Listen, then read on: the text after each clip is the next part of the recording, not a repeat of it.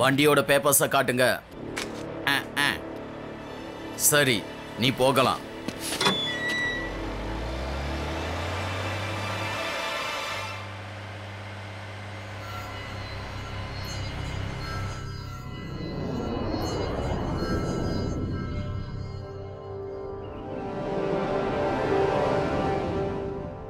Rocket launch ஆக எல்லாம் ready ஆயிடுச்சுன்னு நினைக்கிறேன். நான் ரொம்ப எக்ஸைட்டடா இருக்கேன். எங்க அப்பா ஃபர்ஸ்ட் டைமா ராக்கெட்டை உருவாக்கி இருக்காரு. எங்க அப்பாக்கு இந்த ஆஃபர் கிடைச்சதா அவர் முடியாதுன்னு சொல்லவே இல்ல. ஏன்பா இதுல பெரிய விஷயம் என்ன இருக்கு? எங்க அப்பா அவங்களுக்கே ஒரு ஆஃபர் கொடுத்தாரு. ஆனா அவங்க தான் அதுக்கு ஒத்துக்கவே இல்ல. ஆனா ஆதி, உன்னோட அப்பா பைலட் கிடையாதே, அவரு என்ன ஆஃபர் கொடுத்தாரு? எங்க அப்பா இந்த சேட்டலைட்டையே விலைக்கு வாங்குறதா இருந்தாரு. இந்த சேட்டலைட்டை வாங்கி அப்படியே அதை எங்க வீட்டு மாடியில வைக்கிறதா இருந்தாரு. ஆனா இவங்க ஒத்துக்கவே இல்லப்பா. அடடா, நீ விட்ட ரீல் எல்லாம் அடுக்கி வச்சு அது வானத்தையே தொட்டுடுச்சு. இன்னும் எவ்வளவுதான் ரீல விடுவேன்? அடுக்கிறதுக்கு வானத்திலேயே இடம் இல்லப்பா. இப்ப என்ன சொல்ல வரீங்க? உங்க அப்பா கிரியேட் பண்ண அந்த ராக்கெட்டை எங்க அப்பா வாங்குறதுக்கு முடிவு பண்ணலன்னு சொல்ல வரியா?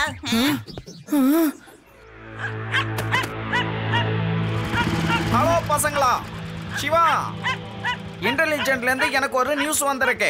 சில பேர் சேட்டலைட்டை ஹைஜாக் பண்ணணும்னு பிளான் பண்ணி வச்சிருக்காங்களாம். அப்படின்னா நாம அங்க போய் கண்காணிக்கணுமே. ஆமா, டாகி எதுக்காக இப்படி குலைச்சுக்கிட்டு இருக்கு?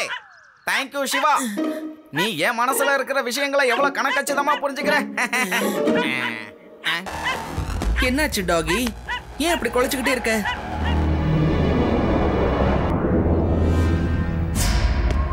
பொதுவா ஹைஜாக் பண்றவங்க பஸ் ஹைஜாக் பண்ணுவாங்க, ட்ரெயினை ஹைஜாக் பண்ணுவாங்க, இல்ல ஏரோப்ளைனை ஹைஜாக் பண்ணுவாங்க. ஆனா நாம ராக்கெட்டை ஹைஜாக் பண்ண போறோம். அதுக்கப்புறம் வில்லன்களோட குரூப் லிஸ்ட்ல நாம தான் நம்பர் 1 இருப்போம். இது வரைக்கும் இந்த மாதிரி ஒரு ஹைஜாக்க யாரும் பண்ணிருக்க மாட்டாங்க.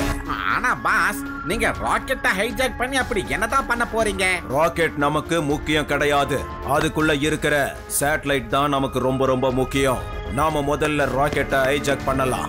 அதுக்கப்புறமா அதுல இருக்கிற சேட்டலைட்டை நம்மளோட பர்சனல் சேட்டலைட்டா மாத்தி அதை லான்ச் பண்ணலாம். அதுக்கப்புறம் உலகத்துல இருக்கிற எல்லா டான்ஸ்க்கும் நாம ஒரு பிளாட்ஃபார்மை கொடுக்க போறோம். அதாவது அண்டர் வேர்ல்ட்ஸை சேர்ந்த எல்லா இன்ஃபர்மேஷனும் அவங்களுக்கு சுலபமா கிடைச்சிடும். அதுக்கப்புறம் நாம உலகத்துல உள்ள எல்லா டான்ஸ் கிட்டையும் பணத்தை வாங்கி அவங்களுக்கு தேவையான இன்ஃபர்மேஷனை நாம தெரியப்படுத்துவோம். Super idea. பாஸ், ராக்கெட்டை ஓட்ட போறது யாரு பாஸ்? நமக்கு தான் காரே சரியா ஓட்ட வராதே பாஸ். கவலைப்படாத, அந்த பைலட்டை முன்னாடியே நான் கடத்திங்க கொண்டு வர சொல்லிட்டேன்.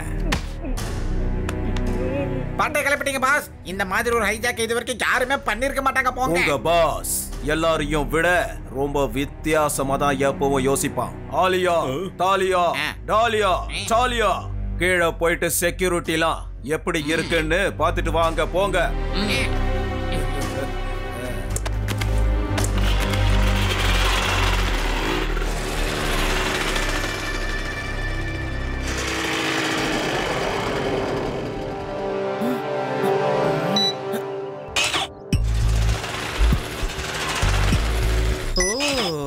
இதுதான் விஷயமா?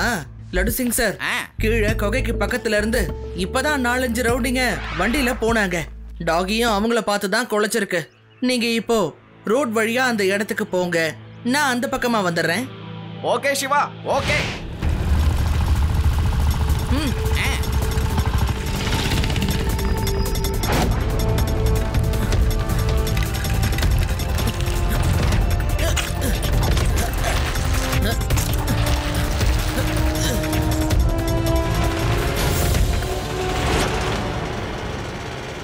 ஆமா, நாம எதுக்கு செக்யூரிட்டி எல்லாம் செக் பண்ண போகணும்? ஒருவேளை நம்ம பாஸ் செக்யூரிட்டி சர்வீஸ் ஏதாவது ஓபன் பண்ணலாம்னு இருக்காரோ? உன் தலையில கொஞ்சமாவது மூளை இருக்கா இல்லையா? பாஸ் ஒன்று செக்யூரிட்டி ஏஜென்சிக்காக இதை பார்க்க சொல்ல. இந்த செக்யூரிட்டி எல்லாம் தாண்டி நம்ம ராக்கெட்டுக்குள்ள போகணுங்களா? அதுக்காக தான் போய் பார்த்துட்டு வர சொன்னார். அது யார்?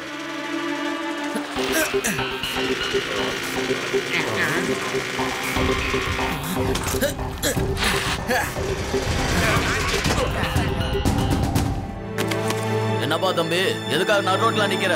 நீங்க எல்லாரும் முதல்ல எங்க போறீங்கன்னு என்கிட்ட சொல்லிடுறீங்களா? நாங்க எங்க வேணாலும் போவோம். எதுக்காக நீ அதை கேக்குற? வழிய விட்டு ஒதுங்கி நில்றா சின்ன பையா. பையன்னு மட்டும் சொல்லாதீங்க அங்கிள்.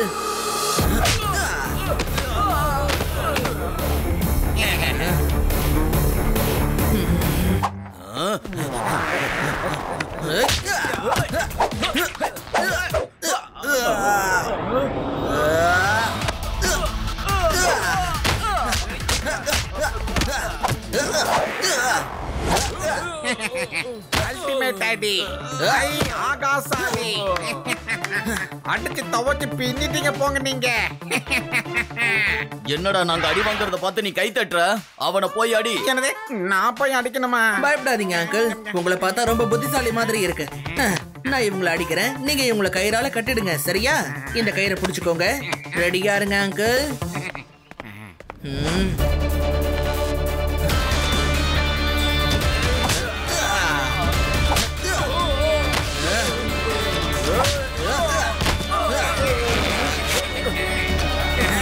அங்கிள், இப்ப நீங்க உங்களையும் கயிறுல கட்டிக்கோங்க. அவ்வளவுதான மேட்ரு. இப்பயே போய் கட்டிக்கிறேன் பாரு. ஆனா நான் தான் இதுல எந்த தப்பு பண்ணவே இல்லையே. என்ன இதுல கட்டிப்பட சொன்னேன்? ஏய், அவன் உன்னை முட்டாளாக்கிட்டான். இது வரைக்கும் உனக்கு புரியலையா என்ன? இந்த லட்டு சிங்கோட பேரு சர்வசாதாரணமா ஃபேமஸ் ஆச்சுன்னு நினைக்காதீங்க. சரி, அப்ப எப்படி ஃபேமஸ் ஆச்சு அத சொல்லுங்க. அது இங்க இருந்து 50-60 கிலோமீட்டருக்கு அந்த பக்கம் எந்த ஒரு கேங்க திருட கிளம்பினாலும் அது முதல்ல எனக்கு தான் தெரியும். அது மட்டும் இல்ல, அங்க இருக்கிற ஜனங்க நீங்க திருட போனீங்கன்னா அந்த இடத்துல லட்டு சிங்க வந்து நிப்பாருன்னு சொல்லுவாங்க. புரியுதா? ஒழுங்கா நான் கேக்குற கேள்விக்கு அழகான பதில்களை சொல்லணும். நீங்க 4 பேரும் வேலைக்கு எதுக்காக போனீங்கங்கறத சொல்லுங்க. யார் பதில் சொல்ல போறீங்க? ஒழுங்கா பதில் சொல்லுங்க. நீ சொல்லு, நீ சொல்லு. இங்க இருக்கிறவங்களே நீ தான் புத்திசாலி ஆள் மாதிரி இருக்க. நீ போய் சொல்ல மாட்டேன்னு நான் நம்புறேன். சொல்லுப்பா, சொல்லு சொல்லு சொல்லு. உண்மை என்னன்னு அப்படியே சொல்ல. ஏன்பா டோலியா, எதுக்காக பாஸ் செக்யூரிட்டியை செக் பண்ணிட்டு வர சொன்னாருன்னு சொல்லு. செக்யூரிட்டி செக்கா? என்ன செக்யூரிட்டி செக்? அத சொல்ல. கொஞ்சம் புரியுங்க. உங்களுக்கு நானே இப்ப உண்மையை சொல்லிடுறேன். அவங்கள மாதிரி ஒரு திறமையான போலீஸ் கிட்ட கண்டிப்பா எங்களால உண்மையை மறைக்கவே முடியாது சார். நாங்க இப்பதான் ஒரு சின்னதா ஒரு செக்யூரிட்டி ஏஜென்சியை ஆரம்பிச்சோம். ஒருவேளை போலீஸோட செக்யூரிட்டி இங்க ஃபெயில் ஆயிடுச்சுன்னா சேட்டலைட்டோட இன்சார்ஜ்க்கான கான்ட்ராக்ட் எங்களுக்கு கிடைக்கும்ல. அதுக்காக தான் நாங்க வந்தோம். ஆனா நாங்க உங்ககிட்டயே சண்டை போடுவோம்னு கொஞ்சம் கூட எதிர்பார்க்கவே இல்லை. தயவு செஞ்சு நீங்க எங்களை மன்னிச்சிருங்க சார். என்கிட்ட நீங்க இப்படி ஒரு வேலையா பண்ணிட்டீங்களே ஐயா. என்கிட்டயே சொல்லாம செக்யூரிட்டி ஏஜென்சியை ஓபன் பண்றீங்கல்ல. எனக்கு அதுல ஒரு சின்ன வேலையாவது போட்டு கொடுங்க ஐயா. போங்கயா, என்கிட்ட மறைச்சிக்கல. நான் உங்ககிட்ட பேசுறதா இல்ல. கிளம்புங்க முதல்ல. இத பத்தி நான் பாஸ் கிட்ட கண்டிப்பா சொல்லி உங்களை போட்டு கொடுக்க போறேன். கொஞ்சம் லட்டு சிங் சார், இவங்க நம்ம கிட்ட இருந்து போய் சொல்லி இங்க இருந்து தப்பிச்சிடலாம்னு நினைச்சிட்டு இருக்காங்க போல இருக்கு. உண்மையிலேயே சேட்டலைட்க்கு எந்த விதமான பெரிய ஆபத்துமே கிடையாது. இவங்க பாஸும் அங்க வேலையில தான் எங்கேயோ இருக்கணும். நாம அங்க போய் அவனை கண்டுபிடிக்கலாம். Okay Siva, okay.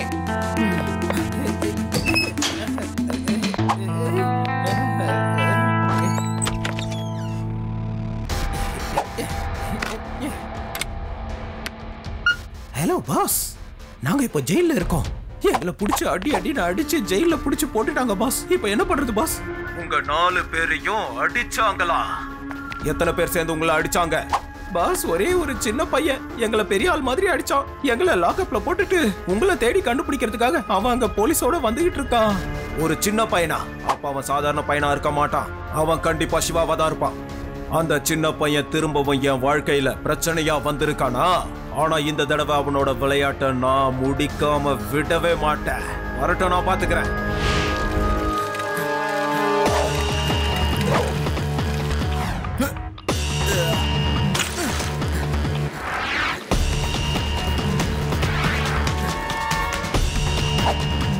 Pass pass, நீங்க சொன்னீங்கல்ல அதே மாதிரி ஒரு சின்ன பையன் நேரம் இங்கதான் வந்துகிட்டு இருக்கான். சரி போங்க, எல்லாரும் போய் மறைஞ்சுக்கோங்க.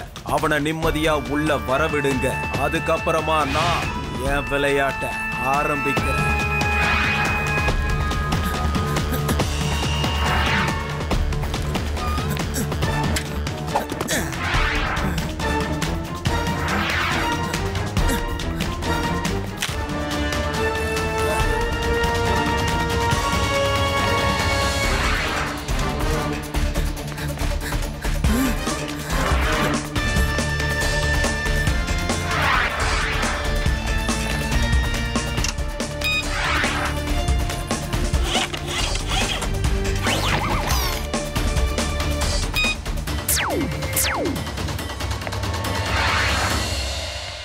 சிவா, இப்ப நீ என்ன பண்ணுவ? என்ன நீ மறந்து போயிட்டியா? நீ இன்னொரு தடவை என்னோட வழியில குறுக்க வந்தன் வை, அப்புறம் பெரிய தப்பு பண்ணிட்டேன்னு நினைப்ப.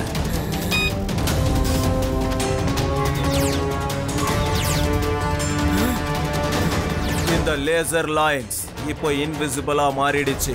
இதுக்கப்புறம் நீ ஒரு அடி எடுத்து வச்சாலும் எரிஞ்சு சாம்பல் ஆயிடுவ.